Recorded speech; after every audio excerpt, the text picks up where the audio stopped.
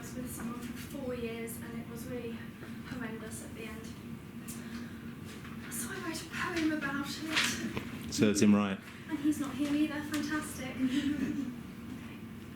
Everything and nothing.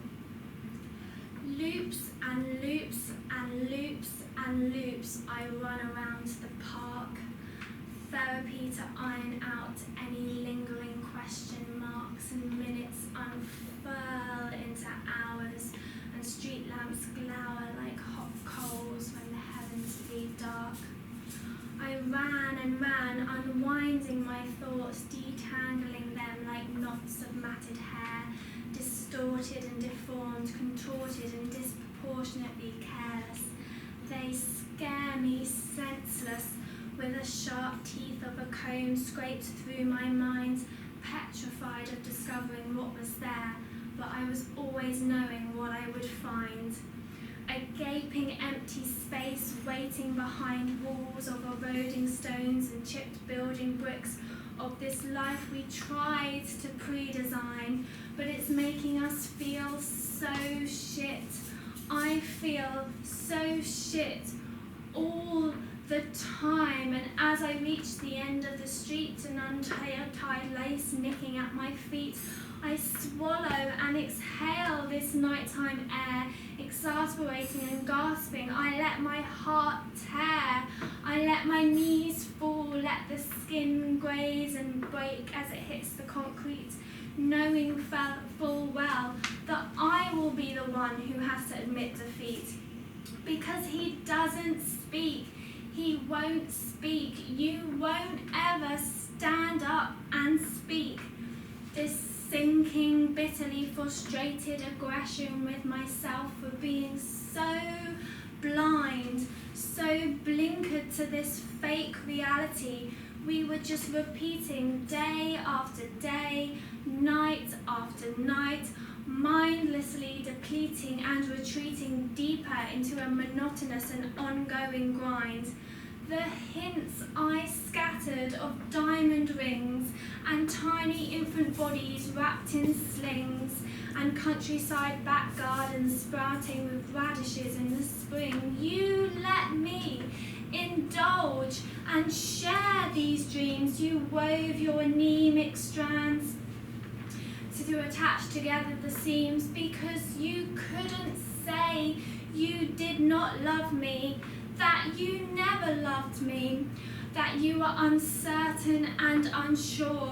I want to grab your shoulders and shake your body and scream that we should have parted long before, but you made a path to lead me down, walking at my side for years and years, willingly stringing me along, dotting our days with tiny inclinations of potential weddings and holiday savings, all the while creating monumental exploitations and violations of my life, of my time. You kept me confined. We were living in a limbo because you wouldn't talk. You were too tired to talk, or you said you were fine. We slept with open spaces between us, and you still said you were fine. My sleep was replaced with empty hours where I would lie awake and cry because you said that you were fine. So we lived in a static white noise like that of dated television sets when aerials broke, pixelated shapes of nothingness to find us, spoke for us, those flickering lines of grey scale like fish scales needing to be cut and gutted. Your non-existent love for me was like an oyster dying to be shut. For fuck's sake, you've wasted my months, my years, pretending and playing just to mask your own inadequate fears. You've left me seething and reeling with these feelings, uneasy and queasy. I have to unwind my fishing line again, slinging it back into that endless ocean of men, a great tsunami of soulless and sleazy, to search for that happy ending I crave. You leave, You take all the food you've never bought, the food you never cooked.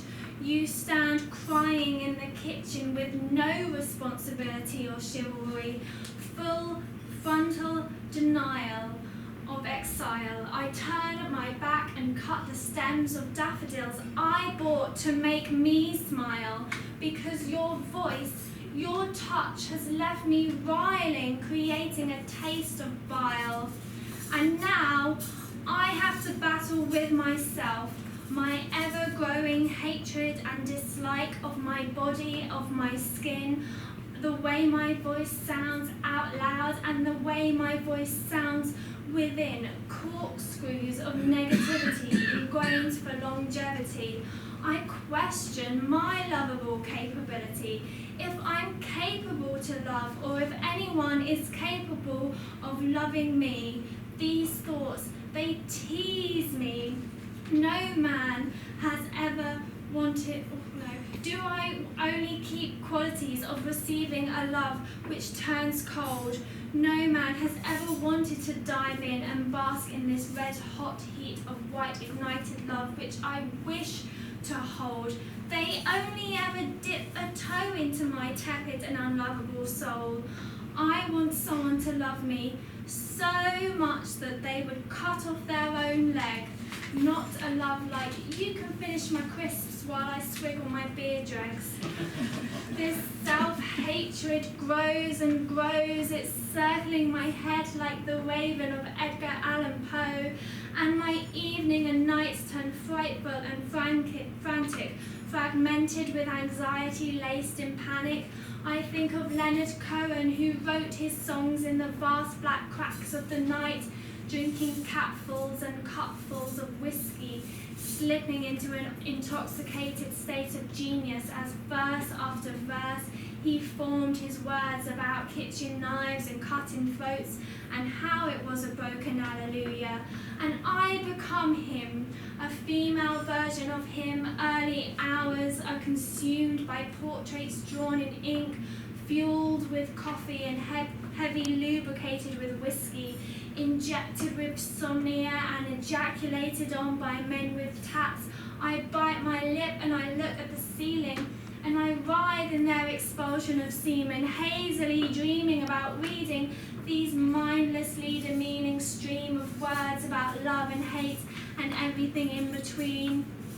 I fixate and debate on the open floodgates of my own distaste. I'm agitated and irate, each letter brandishing and burning, scarring my flesh, singing and stinging. The words are playing back on repeat, and all I can do is hit the street when the heavens bleed dark, and I continue to run those loops around the